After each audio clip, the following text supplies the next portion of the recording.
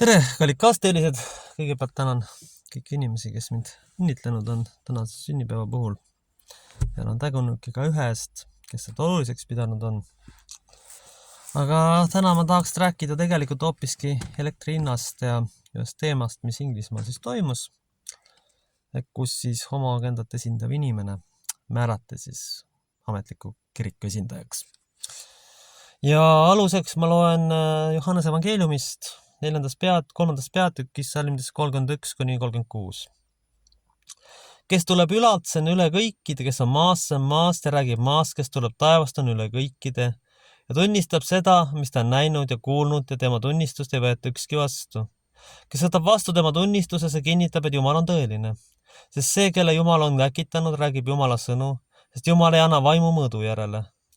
Isa armastab poega, on kõik andnud tema kätte, kes usub pojasse, kellel on igavene elu.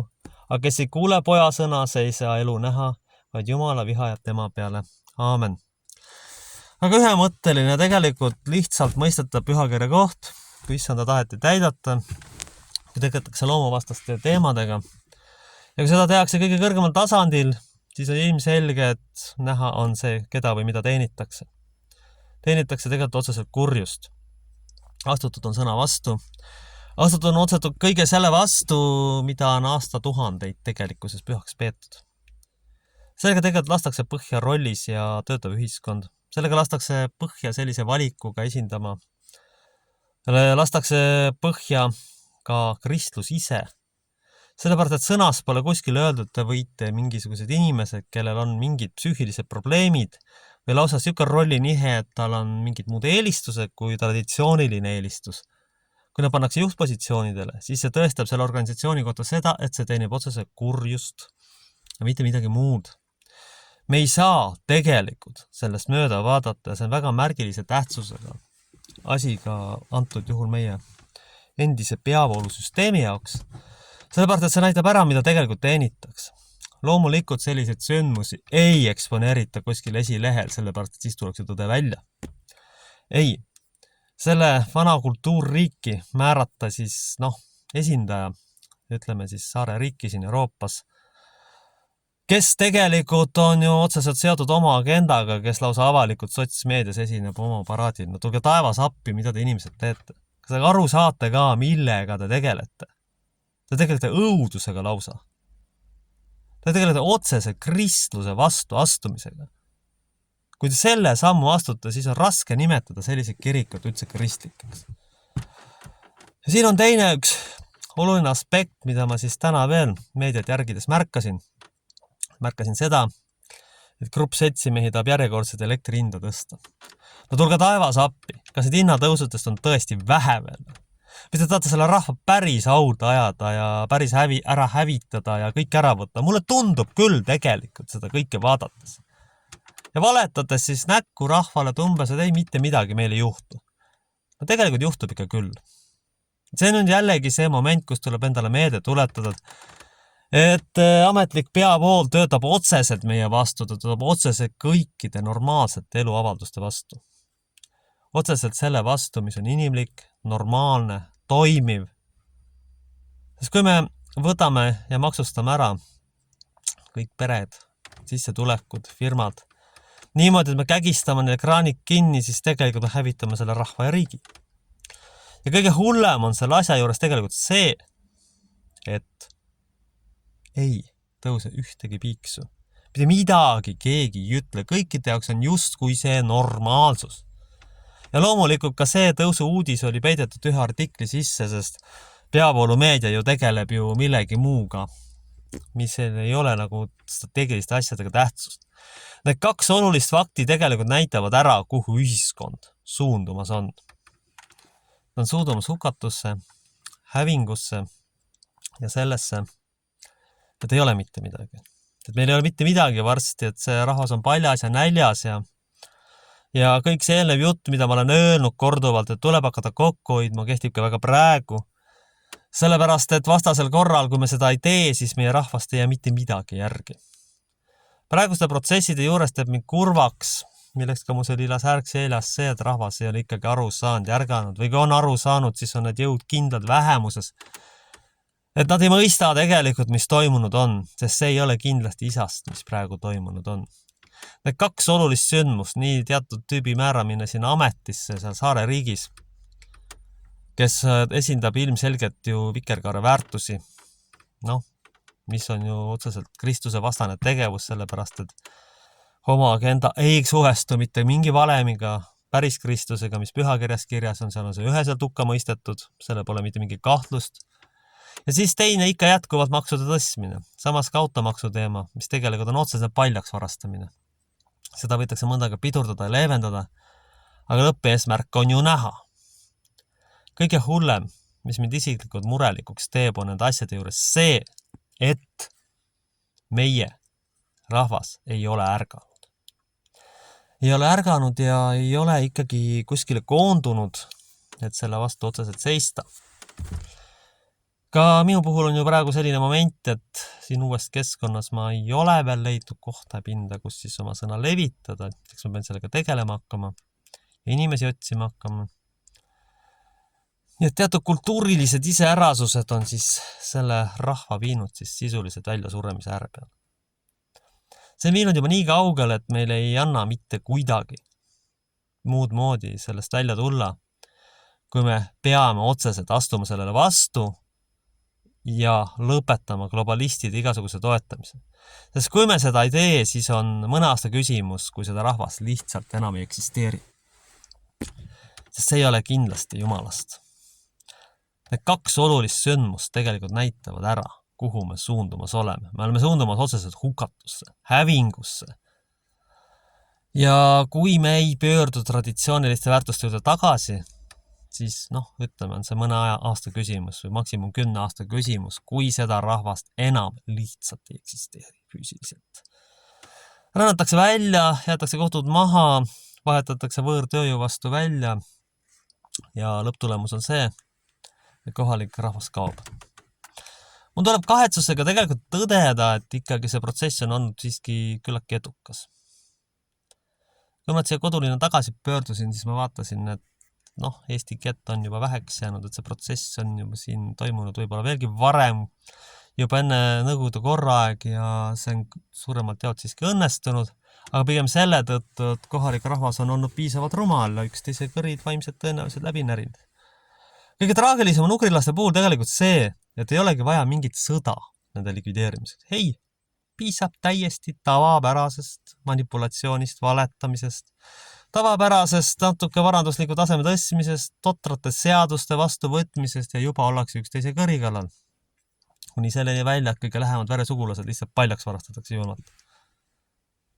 See ebainimlikkus, lollus ja harimatus on tegelikult nii mõõtmatud, et see leebelt öeldes juba väsitab minu jaoks ammu. Päris tõtt-öelda ma olen väsinud sellest, et vaadata, kuidas siis üksteise kõrisid vaimselt läbi näritakse, kuidas siis ei lastagi elada. Ja muidugi on ka neid inimesi, kes vaatamata kõigile oma asju edasi ajavad, ikkagi jätkuvalt ei lase sellest ennast häirida, mis ümberringi toimumas on. Sellepärast, et nad on vägagi teadlikud, nad ei ole ühiskonnas leidnud siiani jõudu, mis seda protsessi kuidagi suudaks tagasi pöörata, mis on iseenesest äärmiselt kahetsusväärne ja kurb. Igal tasandil toimub see pettus, valetamine ja muu tegevus, asjade varjamine ja ütlemine, et asjad on ühtepidi ja mitte teistmoodi.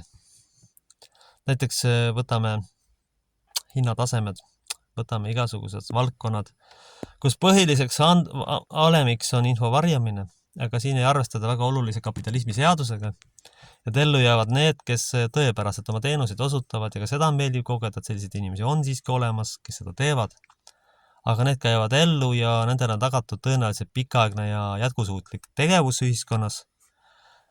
Aga ugrilaste puhul on enamikul juhtudel see, et nad ei saa aru sellest, et neil ei ole majandusleksikonis peale hinna tõstmise mitte mingit muud refleksi, kui tõstame hinda, punkt, ja ei mitte midagi muud.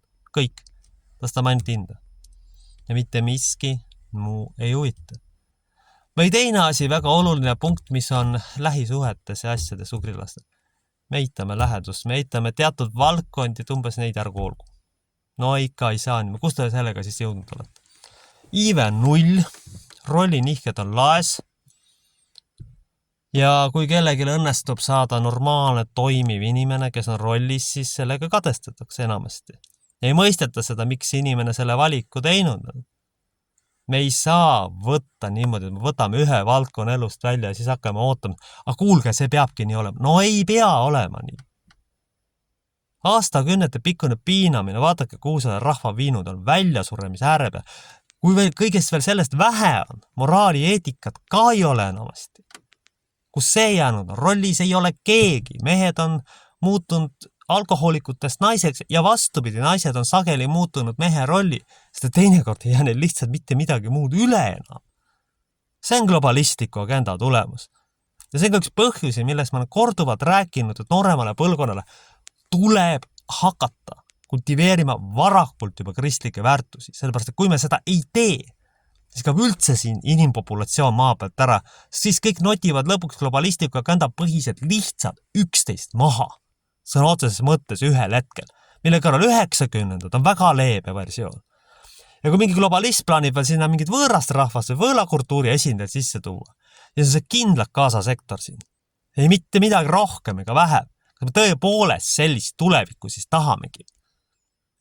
Sellepärast olen tänulik iga ühele, kes tegeleb konservatiivsete kristlike väärtustega edasi kandmisega ja kes ei lase lollusele endast võitu saada, kes saab aru sellest, mis tegelikult ühiskonnas toimub.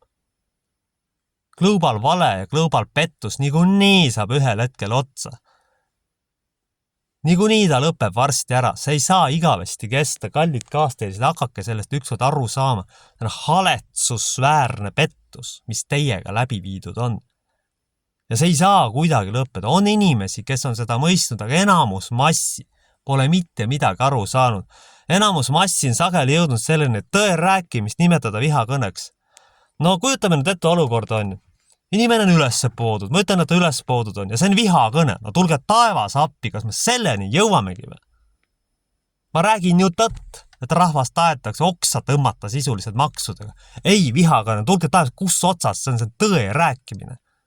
Niivõrd aju loputatud ikka ei saa, ei tohiks olla inimene.